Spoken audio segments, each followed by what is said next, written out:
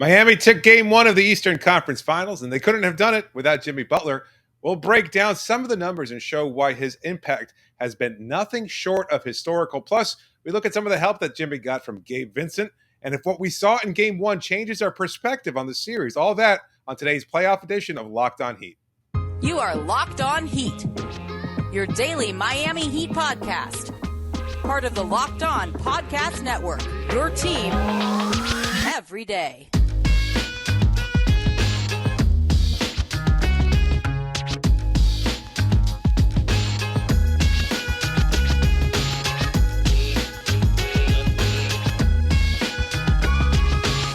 Heat Nation, it's a Thursday edition of Locked On Heat, your daily podcast covering all things Miami Heat. However, you may be listening or watching on YouTube, Odyssey, or on your favorite podcast app. Thank you so much for making us your first listen every day. I'm David Ramil, and with me, as always, is my co-host Wes Goldberg. We'd like to thank today's sponsor of Locked On Heat, Sakara Nutrition. Sakara is a wellness company anchored in food as medicine on a mission to nourish. Go to sakara.com, Locked On 20, and enter the code Locked On 20 for 20% off at checkout.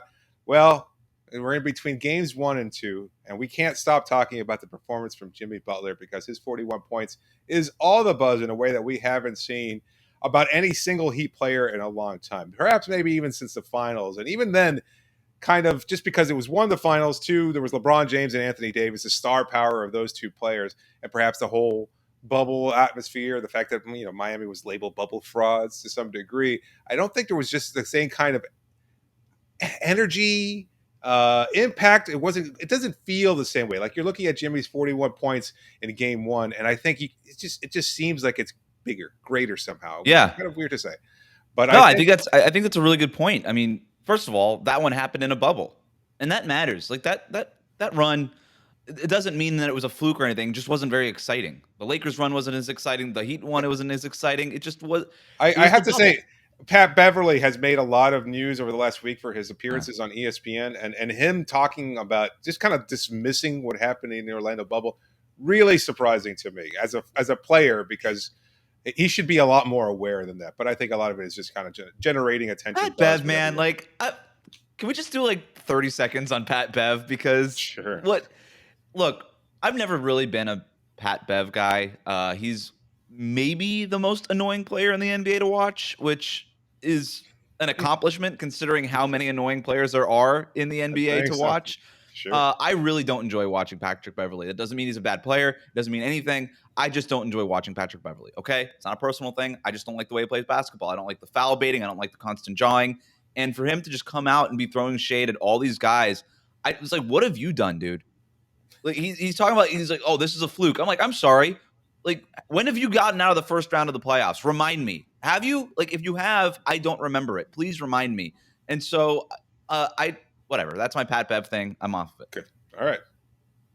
Soapbox gone. Yeah. No, but the Jimmy Butler thing, I mean, it is the most exciting run by a Heat player since the Big Three era.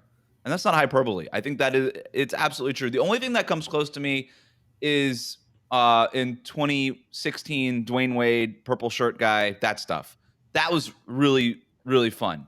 But it wasn't prolonged the way that this is, right? That was one round, one matchup, one guy in a purple shirt.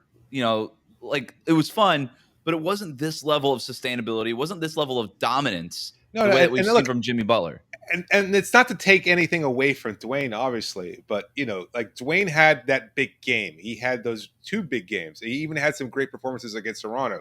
They were led in scoring by Luol Deng in their game one against the Charlotte Hornets, and then Goran Dragic. So it's not what we remember is Dwyane having just this fire to him, this competitive spirit that we had seen during the Big Three era, that we'd seen in 2006 when he was guiding the Heat to a championship, that we saw during 2009 and 10 when he was carrying this team by himself.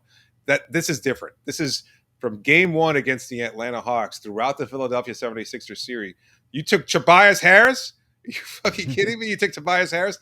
That kind of fire. And then to carry it over into game one against two players that some people claim are better than he is. I think that's That really speaks volumes. And there are statistics to back it up as well. And I think you've got a Yeah. couple of those numbers for our listeners. Well, this one's from Heat Muse, the Twitter account that does a really good job of coming up with some of these like Stat Muse type of stats that are all Miami Heat related. So go follow them at Heat Muse on Twitter. But most points in the first 12 games of the playoffs in a single season by a Miami Heat player. So that's the stat here.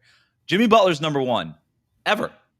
Okay, in Heat franchise history ever. Jimmy Butler's number one, 328 points in the first 12 games of this playoff run. Dwyane Wade is second at 321 in his first 12 games in 2005. LeBron James is third, 319 points in his first 12 games in 2012. And then again, LeBron, 317 points in 2014. So it's a legitimate question to ask. Is this the best postseason run that we've ever seen from a Heat player? This is a terrible answer, and it's not going to make for great radio content or anything like that or show, but it's yes and no. Yes. Okay. That is a terrible answer. You're right. It is. It absolutely is. And yet you can't step away from it right now. Like part of the being prisoner in the moment is living this moment right now. And we're seeing this transform. If Jimmy goes goes to 2021 levels against the Milwaukee Bucks type performances in their next few games against the Boston Celtics, are we going to remember that he was unstoppable for the first 12 games of the playoffs? I don't think so. I think that we're going to have that lasting taste in our mouth. Right. Having said that, also, unless he does it on a bigger stage, and there is no bigger stage other than the NBA Finals, I think we're going to forget that too. Like, I don't think we're going to remember these kind of performances unless he does it against higher level competition where you actually get something from it. Having said that, like the numbers are there. Like he is etched in the history books for the Heat franchise, and he deserves that placement there because he has been that good, because he has done something no other Heat player has done, which is to score 40+ point games in the NBA playoffs. Like that's something. And you think about the kind of quality levels of players that have been in a Heat uniform throughout the years, whether it's Tim Hardaway or Alonzo Mourning or hell, even Glenn Rice going back further than that, Shaquille O'Neal, Dwyane Wade. Like when people talk about individual performances, Dwyane Wade's against the Dallas Mavericks in the NBA Finals is like the tops as far as the greatest individual impact that we've ever seen. And somehow Jimmy is eclipsing that just because of the depth and breadth of what he's been able to do over these last 12 games. This is historical performance that we have not seen from a Heat player ever. Well, the closest comp, right, is 2006 Dwyane Wade just single-handedly getting to the foul line and beating the Dallas Mavericks in 2006. And then the only other thing that I would have here is LeBron James, 2012 conference finals against Boston Celtics, the look, the low post, just constant, completely locked in the zone. That LeBron James and this Jimmy Butler, all of that kind of feels the same, doesn't it? Just it's not done with threes. It isn't being done with any sort of finesse. It is literally just, I am tougher mentally and physically than you are. I don't care who the opponent is. I don't care if I'm the underdog. I don't care about your reputation or your resume. I am physically and mentally tougher than you. And I'm going to show you that right now, despite what anybody else thinks. And that's where Jimmy is at right now. You're absolutely right. The only way that any of this matters is if he caps it off with probably a championship. If I shouldn't say if the only way the answer to this question is Jimmy Butler, the question being, is this the greatest postseason run in Heat history? He needs to have a ring. That's the only way he caps it off. Otherwise, Dwyane Wade's 2006 run is better. LeBron's 2012 run is better. LeBron's 2013 run is better, right? He was awesome in those playoffs as well. But the fact that he is in this conversation, and because the playoffs are not over, making it a competition for the greatest Heat run in franchise history against the all-time Heat player, Dwyane Wade, and maybe the best player ever, not maybe, the best player ever to put a Heat jersey on, LeBron James, the fact that he is in that conversation right now, after one game of the Eastern Conference Finals, is wild. It is absolutely wild, and it has the Heat in a really good spot. Yeah, I like this statistic also put out there. I'm trying to find it real quickly here, but number one amongst all players in the NBA playoffs in points scored in the second half. In the last 25 years, the only player to average more points than Jimmy in the second half of games, 17 points per game. KD, Kevin Durant, in 2021, last year, when we all remember how he had to carry a Nets team without James Harden, without Kyrie Irving, or both of them hobbled to some degree, and his performance was just, this was the version of KD that, you know, we've been expecting for a long time. The one that we've seen in spades here and there in Golden State and things of that sort. It was the performance that finally made everybody kind of sit back and be like, you know what? No, you're finally the best player in the NBA. Yep. Right. And Kobe Bryant in 2001, 2003, and 2008. So 3 times did Kobe do it. And during 2 of those years, 2001, 2003, well, the result was an NBA championship. Yeah. So I think that's pretty damn good company. Would you say 2001, 2003, and 2008? Yes. Yeah. So finals runs and two championships. All finals. Yeah. Wow. And what we're seeing from that, if you can extrapolate anything from that, is that Jimmy is closing the door.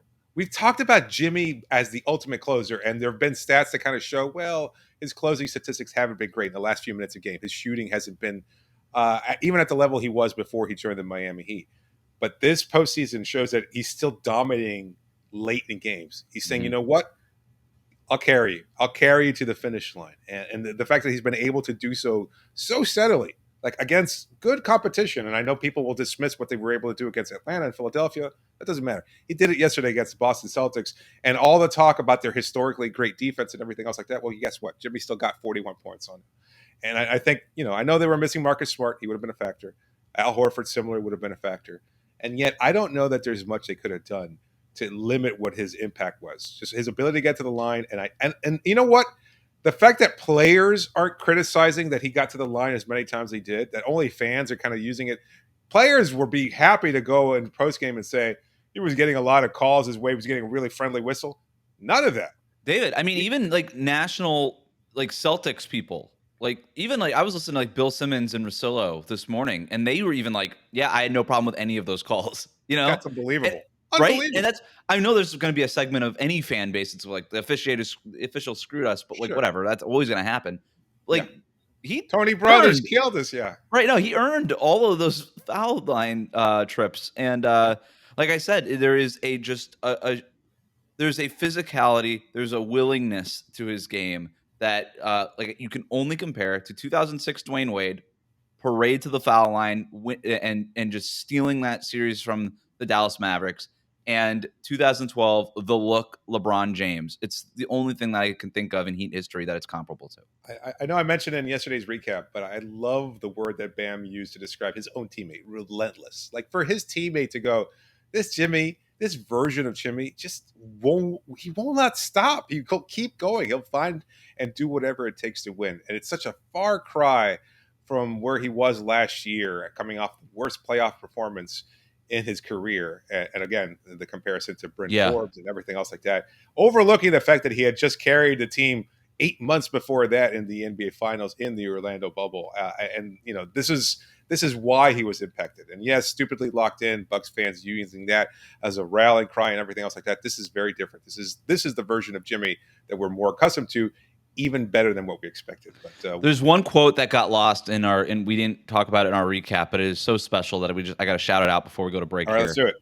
Jimmy Butler saying after the game, I want to run into people and see who falls down first. Who is going to quit first? I think that's the style of basketball I like to play. I mean, that is a kind of quote that if the Heat pull this thing off, it goes like you paint that in Championship Alley. Like that gets its own little, 4 foot by 4 foot square somewhere in that hallway, because that's one of those quotes that you're just like, yeah, I'm going to run through a wall for this guy. I mean, and he ran through the Boston Celtics wall, and we'll see how they respond, right? We'll see how they respond to that. They got out physicaled in game 1 against Milwaukee, and they bounced back and won that series. But this is a different kind of physicality. I love the way that Jared Weiss put it for The Athletic in his recap. Giannis is like a comet hurtling towards Earth, right? And all you could do is hope to just shield it off. But and I'm paraphrasing here, but then he likened Jimmy Butler's game to more like SEAL Team 6, where he's just going to sneak in, he's going to find a crease, and then he's going to blow you up. Yeah. And then that's it. And I think it was a good comparison.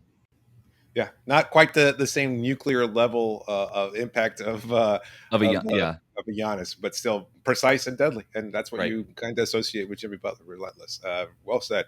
Well, we'll wrap up this segment, then we'll talk little bit about Gabe Vincent, because his impact is not getting nearly the kind of publicity he does, and I think there's a bigger question about whether or not he can continue to fill in for Kyle Lowry.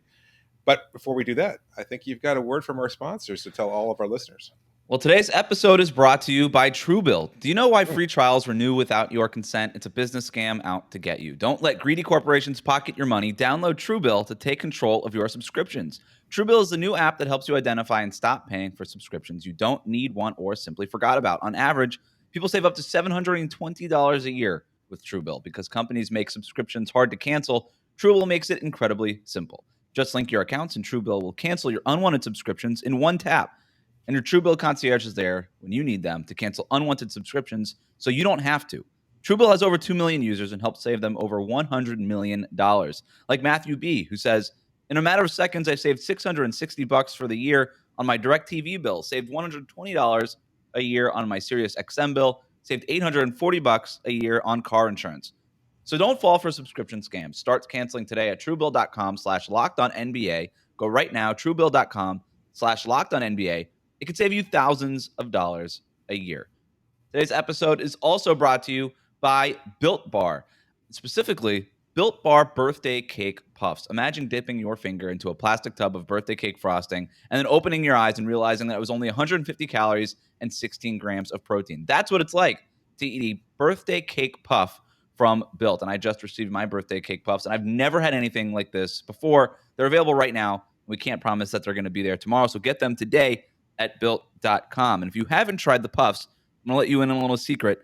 The chocolate-covered marshmallow protein bar is a must-have. Delicious flavored marshmallow covered in 100% real chocolate and packed with protein. Make every day your birthday with Built's birthday cake puffs. Built has taken the delicious experience of biting into a fresh slice of birthday cake and robed it in 100% white chocolate and added sprinkles just, for a cherry on top. With 150 calories, 16 grams of protein, only 9 grams of sugar, this is a limited time flavor, and it's an amazing option if you're looking for a healthy way to get flavor in a variety in your day. Built bars are great for the middle of the day if you are maybe on your way to a basketball game to cover a basketball game until 2:30 in the morning, perhaps, and you just need a little healthy snack and you don't want to be grabbing for cookies or pretzels and all that garbage that they have in the media room. If that's your world, Built bars are a great option. They're great in the middle of your work day. They're great for after a workout. They are a must-have. Buy a box, put them in your bag, bring them with you wherever you go. Go to Built.com to get the birthday cake puffs or your favorite flavors right now. Use the promo code LOCKED15 to get 15% off on your next order. Again, use that promo code LOCKED15 for 15% off at Built.com.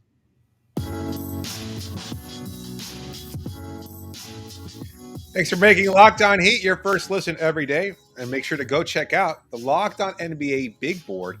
Host Rafael Barlow from NBA Draft Junkies and the author of the NBA Big Board newsletter is joined by Richard Stamen, Sam Ferris, and Leif Thulin, giving fans an in-depth look into the NBA draft, mock draft, player rankings, and of course, big boards. Everybody loves those.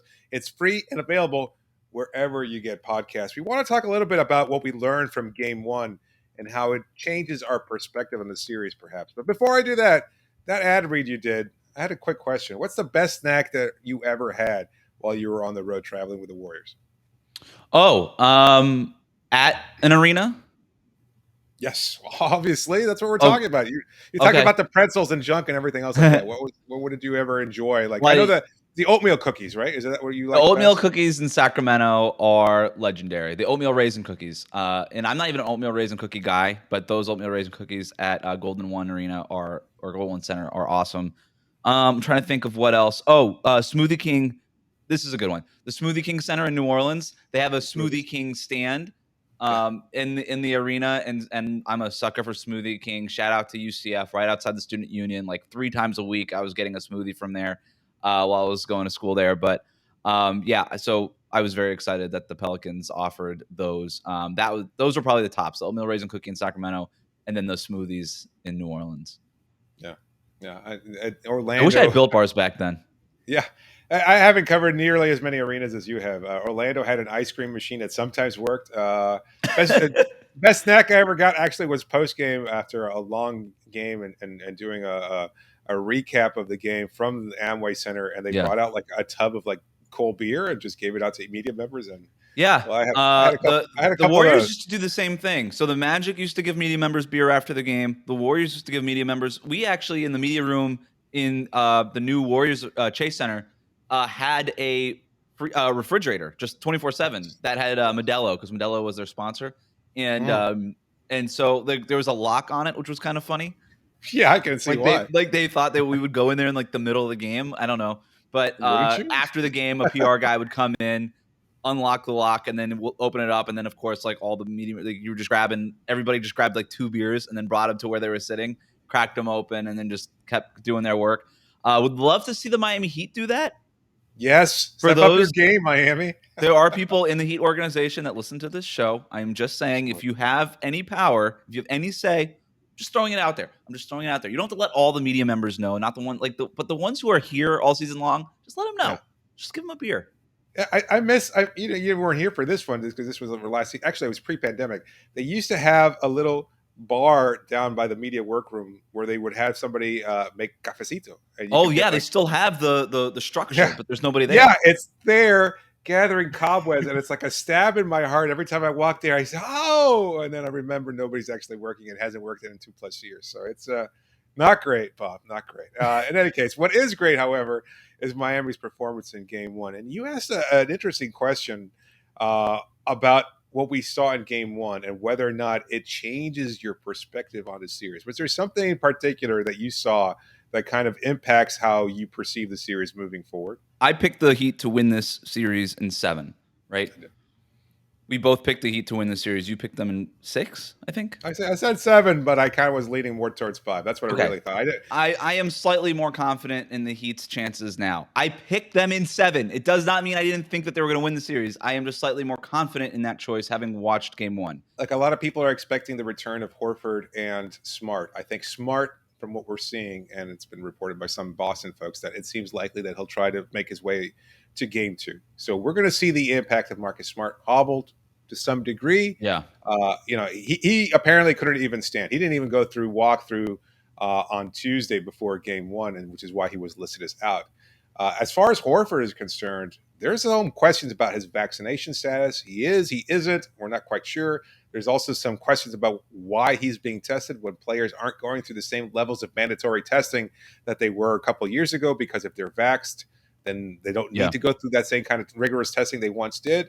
So I'm not sure exactly what's going with Horford. Al Horford doubtful for Game 2. Yeah. This is literally just happening. And Marcus Smart probable. Yep. So we'll see. We'll see how it changes things. And I think a big part of that is, something we were talking about before we started recording, which is the way that Miami executed their pick and roll, particularly as they were attacking Peyton Pritchard late in games and things of that sort. And that's not something that we're going to see in Game 2, because if Smart's available, and again, if he's even close to 85% or something along those lines, he's going to be effective in blowing those up. He's going to navigate his way through screens. He's going to draw a flop or two, and those come in key moments of games where all of a sudden the momentum shifts. Like imagine if during that third quarter run, all of a sudden flop falls to the floor in a way that Derek White does not, and he draws a charge and it goes against Jimmy, slows that momentum down, and then Boston goes and scores a 3 on the other end. Like that's a 5-point swing in the middle of a crucial 22-2 run that gave Miami the kind of cushion they needed where they could continue to build off of. That's the kind of impact Marcus Smart is going to make a big difference, especially if you're playing Nesmith, because Nesmith just could not be on the floor last night. Like that was obvious. He's not ready for this series. And if you can kind of Pritchard played almost 30 minutes in that game. Like you don't want you want him to sort of be a spark plug out the bench. You don't want him playing 30 minutes in a playoff game if you're the Celtics. So Marcus Smart is going to be a really big addition to the series. He's going to change, like you said, he's going to change the way the series looks and feels. I know we're going to get into this more in the next segment. There are things that Miami can do to be accountable for him. But like I said, we'll get into that. Well, we'll talk about Gabe Vincent and his impact in the next segment, because we think it's it was a pivotal performance from him in Game 1, and we're wondering whether or not it changes the outcome when it comes to the return of Kyle Lowry. But before we do that, just wanted to tell you about a new sponsor of the show called Sakara. Feeling your best starts with what you eat. We talk to you about a lot of different nutritional items, Built Bars, AG1, et cetera, et cetera.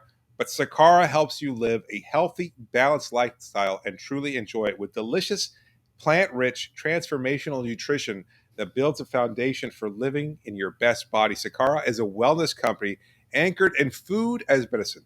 You are what you eat. It keeps you healthy. It keeps you going, feeling strong, makes you feel better about yourself. It's a mission to nourish your body through the power of plants. As a vegetarian, a longtime vegetarian, I know how hard it is for some people to find the right food options. Well, none of that's a problem because Sakara gives you the tools you need to transform your life with the organic, ready-to-eat meal delivery program and functional wellness essentials. They're nutritionally designed, chef-crafted breakfasts, lunch, and dinners are made with powerful plant-rich ingredients, helping boost your energy, support your digestion, curb your sugar cravings. So many people want to cut sugar out of their diets and get your skin glowing. You feel better about yourself. Plus, it's all delivered right to your door, ready to eat. Who doesn't like that? Sakara's functional, plant-rich wellness essentials help you create a body you love living in. From their best-selling Metabolism Superpower powder, to the foundation, their daily supplement packs, Sakara's products are designed to support your wellness goals anytime, anywhere. Right now, Sakara is offering our listeners 20% off their first order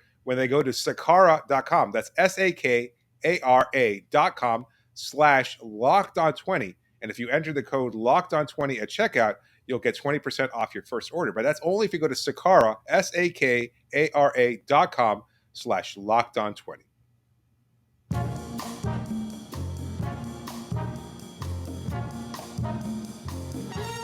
Just a reminder, you can always reach us via email at lockedonheat@gmail.com or via Twitter using the hashtag AskLHeat. I say this all the time, and I say it 100% from my heart. Thanks to all of you who write in, send in comments, questions, suggestions, whether you reach out to us via Twitter or via email or even in the comments in YouTube. We love to hear from all of you. Positive, negative, whatever. As long as it's good feedback, we appreciate all that. And make sure to subscribe to the show. We want to reach our goal with the Heat in the Eastern Conference Finals of getting 3,000 subscribers on YouTube. We're very close, just a couple hundred away.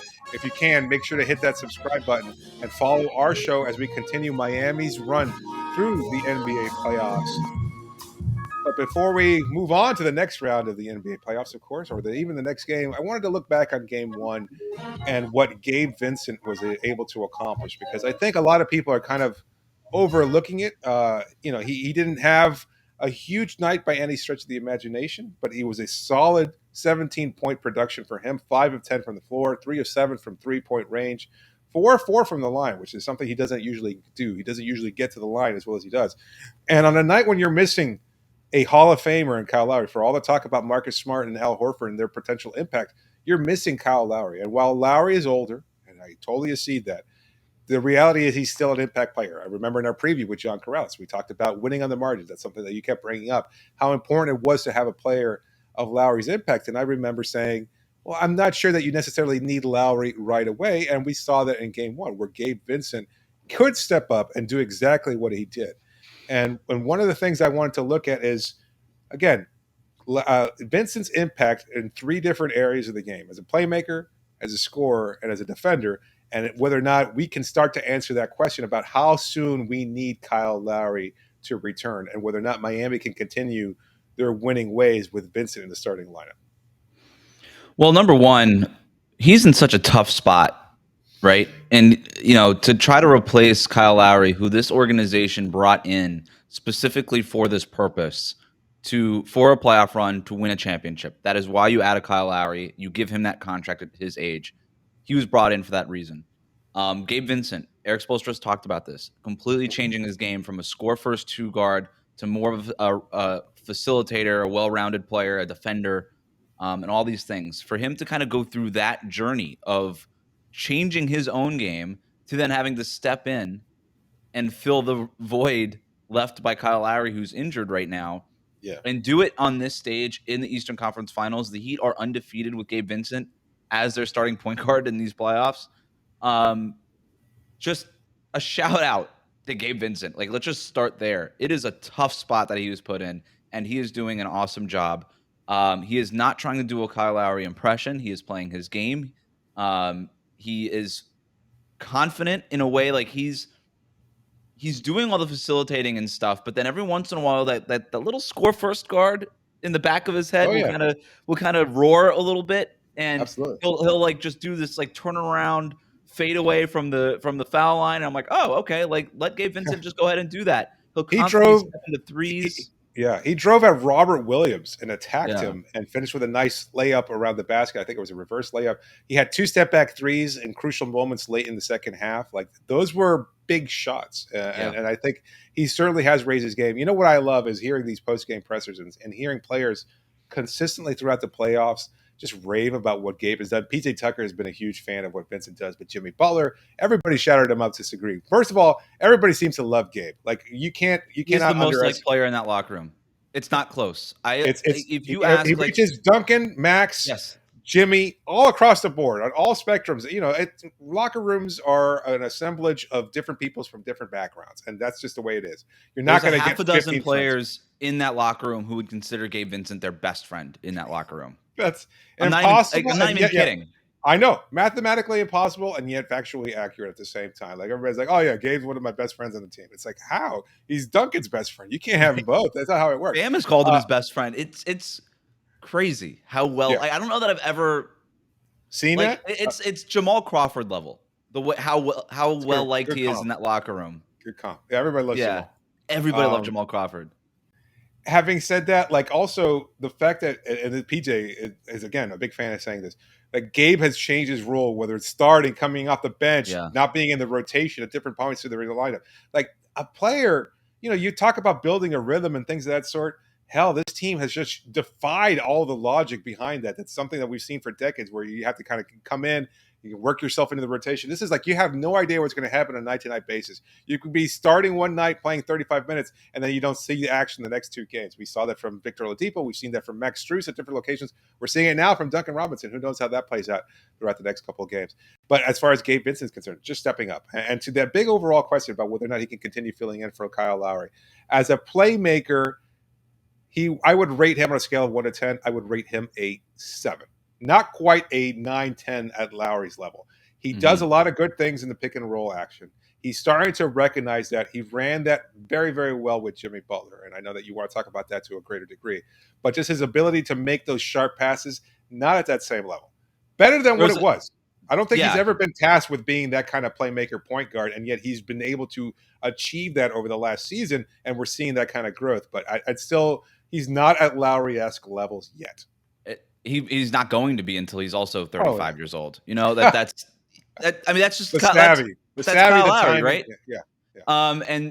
But you know, there was a couple of passes in game 1 where he kind of gets caught over dribbling under the basket.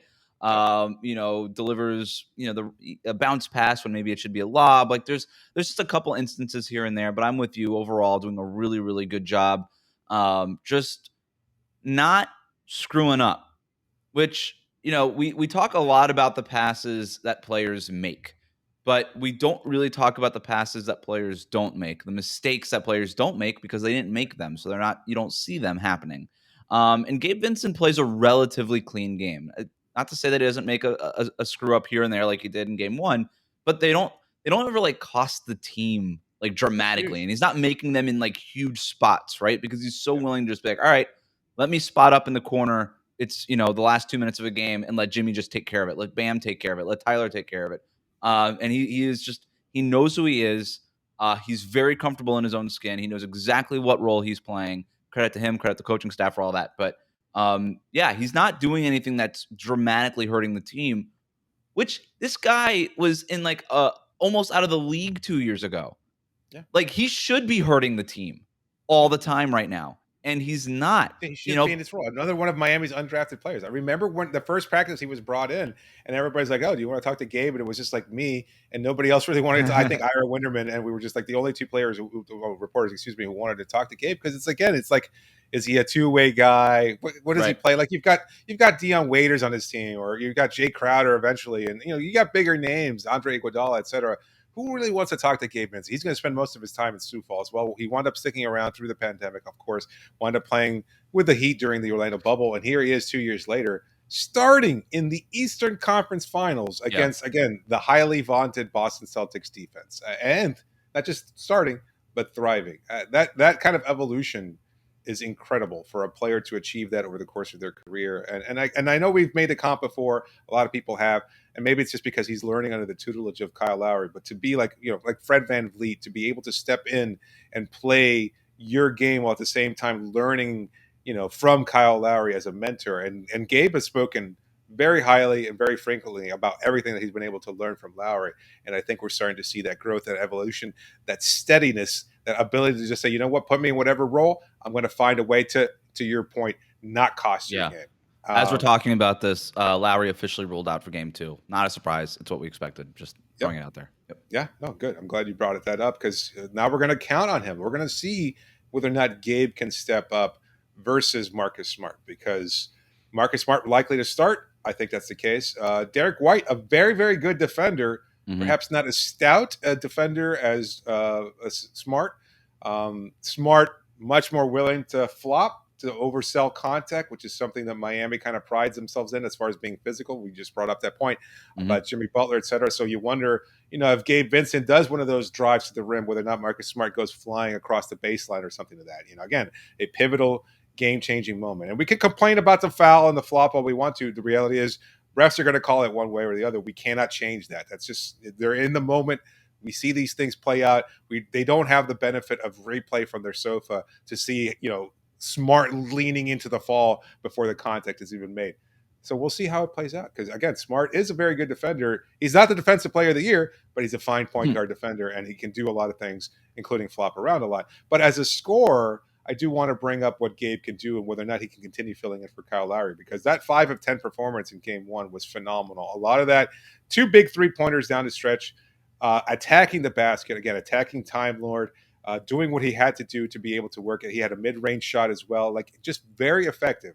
And he doesn't need to do anything more than that. As long as he's able to draw contact, I think he can continue to be at least Lowry-esque. Like what we saw from Lowry the last time he played and what we've seen from him at different occasions throughout the season, this was as good a performance as we can possibly expect from the point guard position of the Miami Heat right now. The point guard position isn't tasked with doing much because you've got Jimmy Butler, because you've got Tyler Herro, because you have to some degree Bam Adebayo, who doesn't necessarily need to score a lot either. But for Gabe Vincent to hold down the position, to be able to put up 17 points in game 1, I think that speaks volumes. I think we'll see probably less production from him because the Smart factor is going to be there. At the same time, as long as he can continue to hit his shots and not be shy. And I think that's something that we have to see is continue to be aggressive and say, you know what, I'm feeling comfortable. I'll take that step back 3 if you give me room. Not just shoot it over Peyton Pritchard, but to shoot over Marcus Smart as well. Yeah. I think it's fair. I think it's fair to say that Gabe Vincent has been more impactful as a scorer than Kyle Lowry. Yeah. I think that's it's this season. I don't think that's a stretch at all, and the season over the breadth of the season. I don't know about that. Okay. Fair enough. Lately I'll say, but that's right. Kyle Lowry obviously was hobbled with the hamstring, the one game that he played in that Phillies series, and was not what we expected him to be. But I actually prefer Gabe the scorer over Lowry the scorer right now. And unless Kyle Lowry is anything close to 100%, that's probably going to be the way that it is. I think Lowry, from a facilitating standpoint, could be much better than Gabe Vincent, even not at 100%, right? Just because of the basketball IQ and the experience and all that kind of stuff. Defensively, he needs to probably be close to 100% to hold his own. Gabe Vincent has been really good on that end too, and I know you're going to get into that. But what Gabe Vincent is bringing from a scorer's perspective is so needed right now against the Celtics defense. So, I see no reason to try to rush Lowry back. I mean, you won game 1, now you have the lead in the series, right? We'll see what happens in game 2. If you lose that game, you might have to rethink things if you're Miami. But right now, you have to be feeling pretty good about what you have in Gabe Vincent as your starting point guard. Absolutely. And you brought up the defense, and I think that's really where he's making his mark. Like Lowry, an incredible defender, but at his age right now, not nearly as mobile as he once was. I don't know that he was ever he was quick more than anything else, but he wasn't always as mobile just because of his configuration, just the way his body is made. He was never that type of player. Smart, very, very smart, very high Q, very, very aware of where to position his body and everything else, especially because, just like we were talking about Smart, perhaps Lowry is an even more effective version of understanding where to draw charges. Lowry is so good at that. And this is the biggest question mark as well. Like you talk about what what Vincent can do as a scorer and a playmaker, probably better scorer than Lowry at this point right now. Better, not a better playmaker than Lowry. So it's kind of balancing out. Defensively, they're different, and I think Lowry's still a slightly better defender just because of that awareness of how to position himself. But I still liked very, very much what I saw from Gabe in game one. He made adjustments later on. He was on Jason Tatum a whole hell of a lot. I did not expect him to be picking up that matchup. I know a lot of it was because of Miami switching and things of that sort, but he was on Tatum a lot. And he learned throughout the course of the game. He made those adjustments. Again, a high IQ player himself. He learned how to adjust, was able to play off of Tatum to some degree. They got the help. They brought the help from either PJ Tucker or somebody else to challenge Tatum. And then if Tatum would dump the ball off because he created contact or off of Gabe Vincent or something like that, then Gabe would realize as Tatum was dumping the ball into like Robert Williams, Gabe's understanding that help defense was so spectacular. Like to see him swat the ball out of Williams' hands, not once, not twice, but 3 times. And it didn't seem like consecutive plays, but throughout that big stretch run in the third quarter, like that kind of understanding. That play he made on Derek White where he just chased him down was unbelievable. That was like in the NFL, you hear them talk about like, a fumble recovery, and then your wide receiver just chases the guy, 70 yards to catch him before he reaches the end zone. Like that was what Gabe Vincent did. Those are the plays that stand out to this coaching staff. And I thought that was a really huge play, honestly. Yeah. You save a basket, but you also just let it be known, like, we're not giving you anything easy in this game. And I think the Celtics kind of learned that in game one. Yeah. So I think, again, Lowry overall, a different, better defender at this point right now than Gabe, but Gabe's still making an incredible impact defensively. And so to answer the overall question, again, the one we asked before the series even started, I think he can continue to win without Kyle Lowry. Like, you want him out there because he provides that leadership, and you're going to need that at some point. And I hate to say it, at some point, Miami is going to lose at home. And when you're going to be down at some point, you're going to need that kind of proven veteran who says, you know what, I've been here. I know what it takes to go to that next level. And that's what Lowry provides in a way that Gabe Vincent right now can't do. He does not have that experience. Lowry, they're going to need Lowry to win the finals. But what Gabe Vincent right now is giving you is enough time to let Kyle Lowry get to 100%. Kyle Lowry at 100% is better than Gabe Vincent. That's what it should be. Also that's not like, I don't even know how we debate this. That's not like an argument to have. So, but Gabe Vincent is a really, really good backup point guard who's doing a phenomenal job as a starter right now and buying Lowry time. And ultimately, of all the things that we're talking about, Gabe Vincent, that might be the best service he does to this Heat team this season is buying Kyle Lowry time to get to 100%. Because once you have that Kyle Lowry, this Heat team looks so much different and is so much better with that level of Kyle Lowry. And had they not had Gabe Vincent, they might have to trot Kyle Lowry out there on a bum hamstring. Like, you look at what Phoenix did, having to play Chris Paul so many minutes, even though he was clearly banged up, and we still don't know the full story of what was happening there. Campaign is not Gabe Vincent, right? Campaign was great last season, not good this season. I don't know what happened to Campaign, but he was unplayable. Like, they put Landry Shamet in for him in Game 7, Phoenix did. And so what Gabe Vincent is doing right now, buying Kyle Lowry time, is a huge service to this Heat team right now. Absolutely. Well said. And, of course, we'll be here for Game 2 as well to bring you the coverage that you want and deserve as we continue to cover the Miami Heat run through the Eastern Conference Finals and potentially beyond. Thanks so much for making Locked On Heat your first listen every day. Now make your second listen Locked On NBA. From the first jump ball of the play-in tournament to the last possession of the finals, Locked On experts take you deep inside the playoffs with insight and analysis affecting all 30 teams. This is David Ramil signing off for now. Thanks so much for joining me, Wes. Wrap it up, B. Let's go Cats.